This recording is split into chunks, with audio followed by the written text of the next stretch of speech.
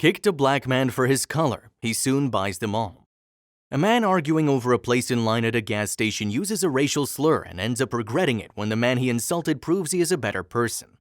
Steve Sefrin was an impatient man and nothing irritated him more than waiting. Yet here he was at 5 o'clock in the afternoon waiting to get in line to get some gas when he should be on his way to his daughter's birthday party. His whole day had been spent running to and fro from one meeting to the next, juggling problems that ran the whole range from personnel relations to production mess-ups in their factories in China.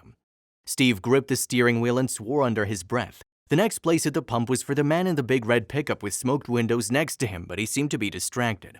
Steve eased his car forward a fraction, and as soon as the car in front of him pulled away from the pump, he edged in front of the red pickup. There, now would teach him to be fiddling with his radio while he waited.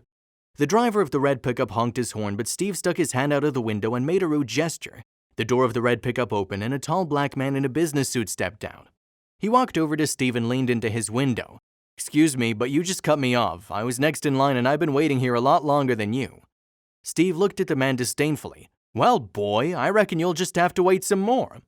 Despite Steve's provocation and insults, the man acted according to his principles. The gas station attendant approached Steve's car, but the man waved him back. "No, sir, I won't, because you're going to back up your car and let me through." Steve spat out the window and the man jumped back. "That'll be the day when my pa's son steps back for some uppity black man in a fancy suit. You go back to picking cotton with your ma and pa, boy, and learn to respect your betters." The African-American man was visibly struggling to control himself. "You think you're my better because you're white?" he asked angrily. The gas station attendant placed a hand on his arm. "Sir, he's not worth the aggravation. Let me just serve this man and send him on his way. Please just ignore him." The black man nodded. "Yes, you're right. This man isn't worth it," and he walked back to his pickup and got in.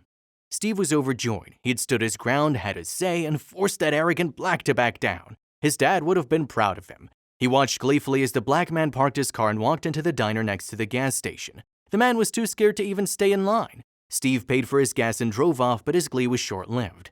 50 miles down the road, his car started spewing a dense cloud of smoke from under the hood, and Steve discovered he had no battery left on his phone. He got out, set out his warning triangle, and tried to flag down one of the cars passing by, but the drivers just sped up and drove on when they saw him. It was already dark when Steve saw a car slowing down and stopping behind him. Relieved, Steve walked over to the car, but when he got closer, he saw that it was a big red pickup, and the driver was the same black man he'd tangled with at the gas station. The man came closer and said, "Are you all right? Anything I can do to help?" Steve said diffidently, "I think my engine overheated or the cylinder head gasket burnt. I think it's done, but my phone is out." The man smiled. "No problem." He reached into his pocket and handed Steve his phone. "Want to pop the hood? Let's see what's going on." Steve opened the hood and the man peeked inside. "Man, you need a tow truck." Steve sighed. "Yeah, I'm calling one now. Listen, do you mind if I call my family? I'm already late for my daughter's birthday." "Go ahead, man," the man grinned. "My wife would fry me over a slow fire if I didn't call in." Steve was feeling worse and worse by the minute. The man he's reviled and insulted was helping him, a help he knew he didn't deserve. He felt a hot wash of shame tint his face. "Listen, thank you. I was here nearly an hour and you're the only person who stopped to help." The other man shook his head. "Don't thank me. The people you should thank are my mother and father. They brought me up right, taught me to treat everyone with dignity and respect." Steve felt even worse when the man added with a smile, "You were quite right. They were poor and did pick cotton, but they made sure I knew that a good man never walks away from anyone who needs help." The man stayed with Steve until the tow truck arrived and then insisted on driving home so he would be there in time to kiss his daughter goodnight on his birthday. It was a lesson Steve never forgot.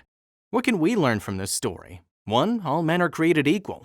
That is the Constitution's founding precept, and no one should think that their color or their wealth gives them the right to feel superior to anyone else. 2. Racism is the ugliest of preconceptions. Steve thought he was the other man's better because of his skin color, but he learned that what makes a person better or worse are their inner qualities. 3. Be true to your values. Despite Steve's provocation and insults, the man acted according to his principles and proved that he was the better man.